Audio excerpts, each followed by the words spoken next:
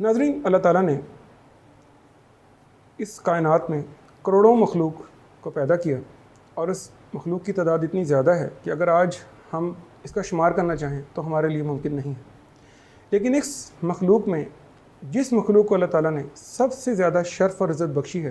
وہ ہے انسان۔ سورہ بقرہ میں اللہ تعالیٰ نے انسان کو اپنا جانشین قرار دیا، جیسا کہ سورہ بقرہ کی آیت نمبر 30 میں ہے، اور جب تیرے رب نے کہا کہ بے شک میں زمین میں اپنا جانشین پیدا کرنے والا ہوں۔ اور ناظرین، یہ انسان ہی ہے جس کو اللہ تعالیٰ نے دوسری مخلوقات پر بہت زیادہ فضیلت بخشی، جیسا کہ بنی اسرائیل میں ہے آیت نمبر 70 میں کہ بلا شبہ ہم نے اولاد آدم کو بہت عزت بخشی،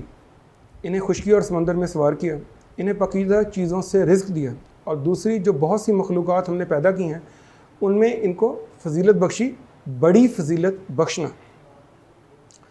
اور ناظرین، انسان کی ساخت کے بارے میں اللہ تعالیٰ نے سورہ 3 میں 4 معزز انبیاء کرام کی جگہوں کی قسم کھائی ہے، یعنی والتین والزیتون وطور سینین وہذا البلد الامین، یعنی کہ قسم ہے انجیر کی اور زیتون کی، یعنی یہ وہ علاقے جہاں پہ حضرت نوح اور حضرت عیسیٰ علیہ السلام کی تبلیغ کا علاقہ ہے، اور طور یعنی حضرت موسیٰ کا علاقہ، اور مکہ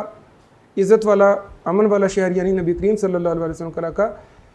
فرمایا لقد خلقنا الانسان فی احسن تقویم، اور ہم نے انسان کو بہترین تخلیق، بہترین سٹرکچر میں